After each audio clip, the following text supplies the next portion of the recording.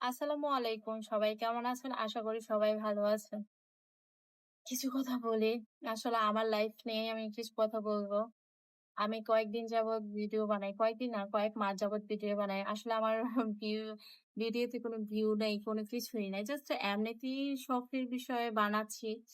চেষ্টা আছে ইনশাআল্লাহ সফলতা পাবো। কিন্তু আজকে কয়েকদিন যাবৎ দেখতেছি যে আমাকে মেসেজে বা যার সাথে কথা বলতেছি, "এই তুই তো অনেক ভালো আছো, হ্যাপি আছো। লাইফ নিয়ে অনেক স্যাটিসফাই। এসব কত টাকা কামাইতেছ?" বা এরকম কিছুই না। আবার কিছু মানুষ বলতেছে আমি ভিডিও বানাচ্ছি, আমি অনেক খারাপ। এরকম আসলে ভিডিও বানাইলেই যারা ভিডিও মেক করে তারাই কি খারাপ? আর যারা ভিডিও বানায় তারা খুশি মুহূর্তগুলা আপনাদের সামনে তুলে ধরে। আনন্দের মুহূর্তগুলা আপনাদের ভিডিওর মাঝখানে ওনারা তুলে ধরে। তাদেরও তো কষ্ট থাকতে পারে। তারা তো কষ্টের গুলা আপনাদের সামনে ভিডিও গুলা দেয় না। এজন্য যে তাদের কষ্ট নাই লাইফে এরকম তো কথা না।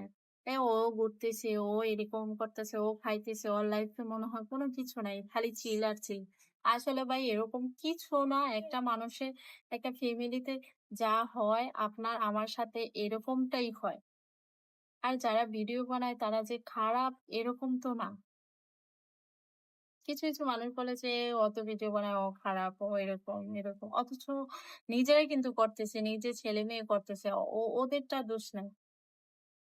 মানে পাড়া-পড়শিপতি মানুষ অন্যের দোষটা দেখে। আমাদের একটা স্যার বলছিল যে, "একটা আঙ্গুল আপনাদের দিকে উঠালে ৪ টা আঙ্গুল কিন্তু আমার দিকে, ৩ টা আঙ্গুল কিন্তু আমার দিকে।" সেটা কেউ দেখে না। আসলে নিজেদের ভুলটা কেউ দেখে না। পরের ভুলটা সুন্দর মতন করে যেতে।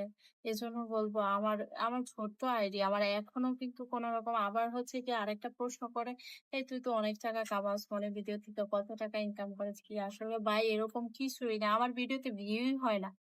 মানুষ আস্তে আস্তে সফলতা হয়।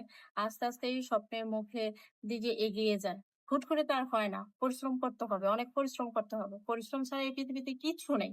তুমি বইসা যে তুমি বলবা, "আমি এটা করব, ওইটা করব।" আসলে না। ঘুমিয়ে থাকে যেটা স্বপ্ন দেখে আসলে ওইটা কোনো স্বপ্ন না। যেটা জেগে থাকে স্বপ্ন, উচ্ছ্বাস পায় ওটা হচ্ছে স্বপ্ন। তোমার চেষ্টা থাকতে হবে। তোমার ওই যে গাছে আম আছে, আমি ওই আমটা পারবো, ওই আমটা খাবো। অতটুকুই শেষ? ওই গাছে ওঠার আম খাওয়ার জন্য গাছে উঠতে হবে। গাছ বাও শিখতে হবে। তাহলে না তুমি উঠতে পারবা। তাহলে না তুমি খাইতে পারবা। এত সহজে যদি সবকিছু পাওয়া যায়, তাহলে তো পৃথিবীটা এত সুন্দর হইতো না। সবকিছু করার জন্য একটু ধৈর্য, পরিশ্রম আর অবশ্যই সময় দিতে হবে। মানুষ ১ম দিকেই তো কিছু করতে পারে